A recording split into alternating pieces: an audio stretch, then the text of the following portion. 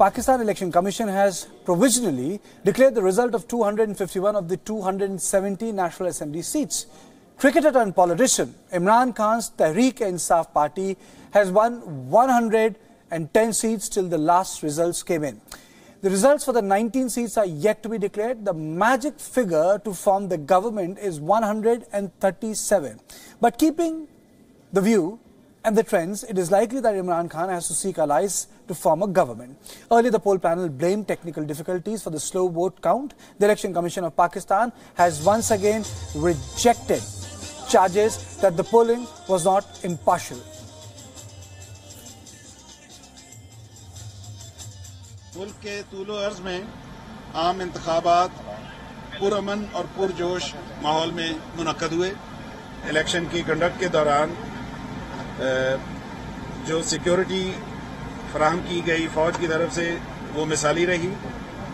उस सिक्योरिटी के दौरान जो फौज के जवानों का पोलिंग स्टेशन के अंदर रवैया था वो मिसाली रहा।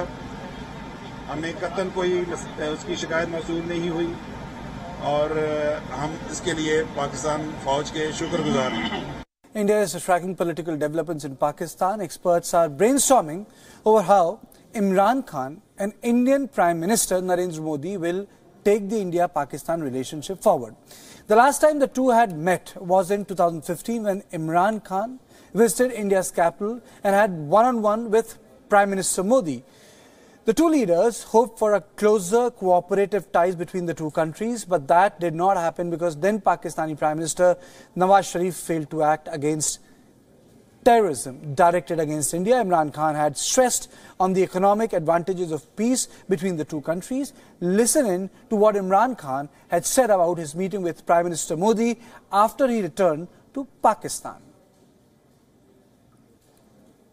हिंदुस्तान से अमन का मतलब ये कि हम अपने इंसानों के ऊपर पैसा खर्च कर सकेंगे।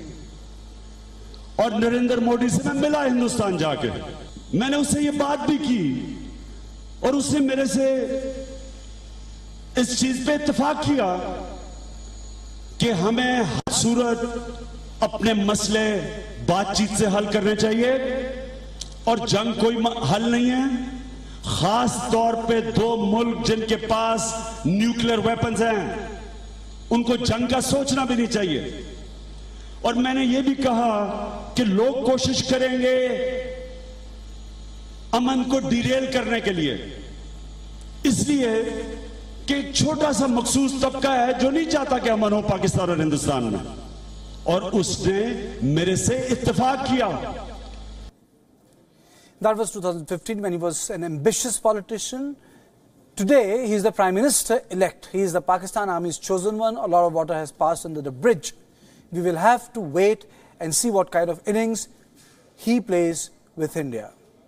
Facebook has suffered a record $120 billion in a single day loss. You heard that right. That figure of $120 billion is more than the GDP of several countries. It is the biggest single-day loss for any company in the US stock market.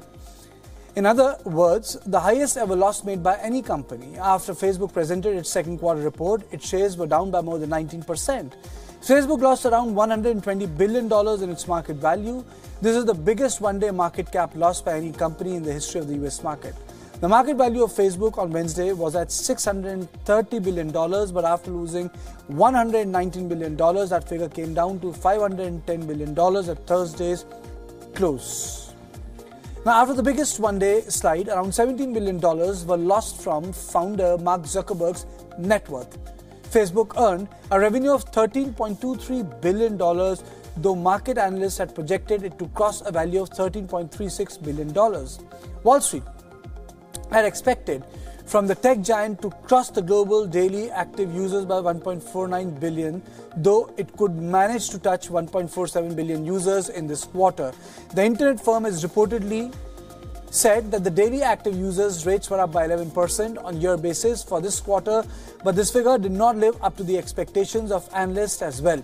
This rise somehow was supported by the user data of the Indo-Pacific region led by India, Indonesia and other countries. It looks like people in Indo-Pacific region might still believe in Facebook's capacity to protect their data.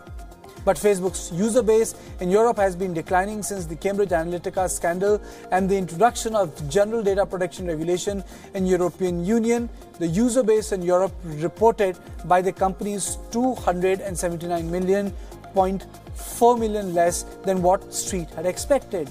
Average revenue per user was also on the lower side. Company earned $5.97 per user globally. Surprisingly, Facebook has lost the earnings from its advertisements. Facebook also lost $13.04 billion of advertisement fairing earnings.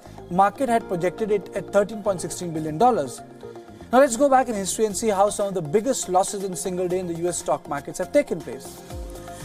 Facebook's chief financial officer, David Wenner, has said that they will continue their focus on privacy issues and will make them better. Media analysts believe that the company will bounce back in the next quarter. Now let's compare $120 billion rout in market cap of the Facebook with the GDP of some of the nations in the world. The United States has a GDP of $19,390 billion, while the second largest economy in the world, China's GDP, is $12,000 billion. Japan has an annual GDP of $4,872 billion, and India's GDP is $2,611 or $2 trillion. Pakistan's GDP is $303 billion, while data shows Bangladesh GDP at $261 billion. Kuwait has a GDP of $120 billion, while Ukraine's GDP is less than $110 billion. Ecuador has a reported GDP of $102 billion, while Sri Lanka's GDP is $87 billion.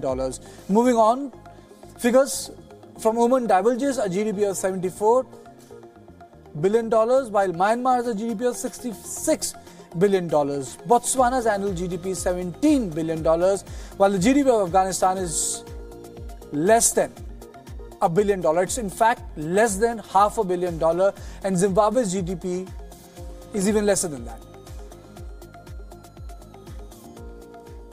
And I'm joined by my colleague Sumit Chaturvedi from Newsroom. Sumit, explain as to why this meltdown has taken place. Well, overall, Karthikeya, if you look at the stock market and market valuation, it's a matter of sentiments. So sentiments are against Facebook. There are a couple of reasons for this. First of all, what analyst has said is that the Facebook's growth has plateaued. It will not grow as much as it was growing over the last few years. Its revenue, average revenue per user, ARPU, is coming down. Also, its ability to have more and more users is also coming down drastically. And apart from that, the kind of scandal it has faced, Cambridge Analytica, that has eroded the overall faith in Facebook. And all these have combined, in a way eroded or dealt a big blow to Facebook's market cap.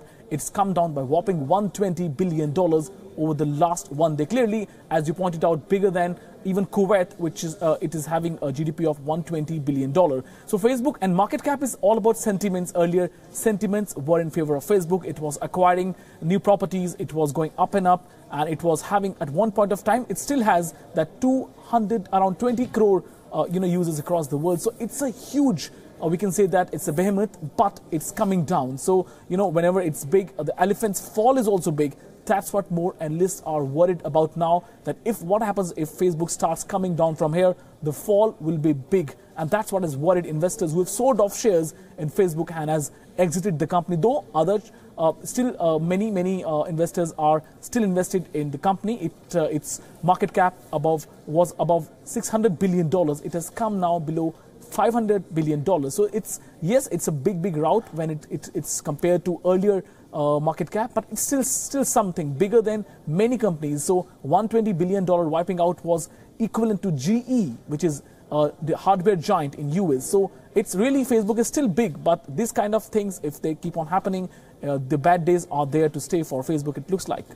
But the fact of the matter, Sumit, is that even the growth portion of social media is with the Facebook, which is Instagram. But my question to you is, do you think that it's going to impact the long-term growth of Facebook as a social media platform? Is this decline curve a long-run phenomena or a short-run hiccup because of the sentiment which are fueled by the fact that the data is not secure?